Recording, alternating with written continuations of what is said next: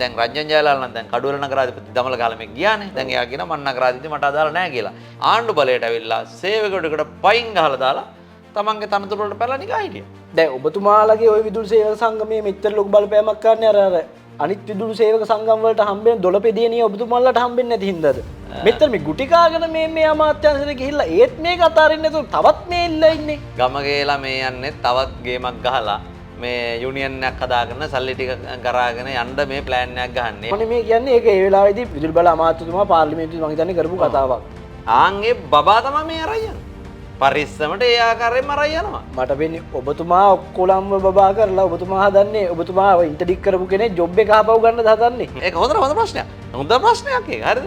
අල්ලස් ගත්තද ඇත්තටම? අල්ලස් ගත්තා නම් ප්‍රයිමරි කමිෂන් එන්න බෑ මේ අල්ලස් දූෂණයකට මාව දෙන්න බෑ. තාම බයිබල් කමිෂන් ගිහිල්ලා නැද්ද? නෑ නෑ. බයිබලෙන් කතා කරලත් නැද්ද? අදටත් මට වැටුප ගෙවුණා. ඒකත් වැරදි. මම වැටුප ගෙවලා ගෙදර ඉන්න ඕනේ. මගේ වැඩ ගන්න එපා. ඔබතුමාගේ වැටුප මේ මාසෙන් පස්සේ කැපෙයිද දන්නේ නැහැ හැබැයි දැන්.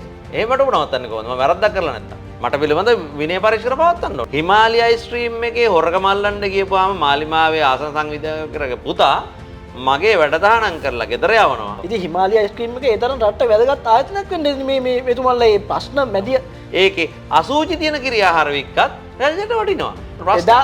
එදා හැබැයි එදා ඔබතුමාගේ රංගනය පොඩ්ඩක් තාත්තික මදි වුණා නේද? ඔව් ඉතින් මම කලින් ගැහුවද ඇත්තටම ගැහුවද නැත්තම් බලෙන් ගුටි කෑවද?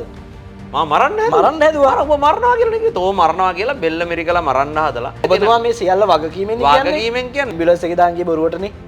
පෑන ඉවරයි පෑන ඉවරයි කියලා. මම නර්ස් කෙනෙක්ගෙන් තමයි මේ පෑන නම් ඉල්ලලා දුන්නේ. ඒ උදව්ව නම් කරා. ඔය සිද්ධි දාහමේ දැක්කේ නැහැ. නෑ එතුමා කියනවා මේ අපි ඒක දැක්කේ නැහැ. අපිට මේ මාධ්‍ය යන්නේ අපිට අදාළ නැහැ. ඉතින් ඇමතිතුමාව ෂේප් එකේ තියාගෙන දෙන්න දෙයක් අරගෙන ඉන්න නැතුව ඔබතුමා අනවශ්‍ය වැඩ ඉතින් කරන්නේ. මට නම් දෙන්න කතා කරලා නැහැ. අනිත් අයට මොනවා දීලා ෂේප් කරගත්තද කියලා අපිට හිතා ගන්නත් බෑ. නැත්තම් ඔබතුමාත් එක්ක මොකක් හරි ලොකු හස්තයක් හෝ ඔබතුමා පාතාලෙත් එක්ක හරි සම්බන්ධයක් තියෙනවද? පාතාලෙත් එක්ක තියෙන සම්බන්ධය තියෙන එර්ත් වයර් විතරයි. අපි කෙලින්ම ඕන අකුණක් ආවොත් එහෙම කෙලින්ම භූගත කරනවා. එහෙම තමයි අපි පාතාලෙත් එක්ක සම්බන්ධය තියෙන්නේ. ඔබතුමා ඔය ගහන මැච් එක තනියෙන්නේ ගහන්නේ. මම තනියෙන් ගහන මැච් එකක් නම් ඔච්චර බය වෙන්නේ නැහනේ. ඒ වගේ ඔෆයක් ආවොත් අද මේ සිංහලගේ කතා කරන ඔබතුමාත් පූස් පැටිය වගේ අත් දෙක බැඳන් ඉන්නවා එතකොට. මං හිතන්නේ නෑ එහෙම එකක් කතා කරයි කියලා. ඒකත් දුන්නොත් ඔව් ඉතින් මේ කලකල බලමු නේද? දැන් සියලු දෙනා නිසාද වෙන එක. ඔව් කතා කරලා බලන්න කියන්නකො අපේ ගාන කීයද කියලා. අපි ඒකට කලකල බලමු.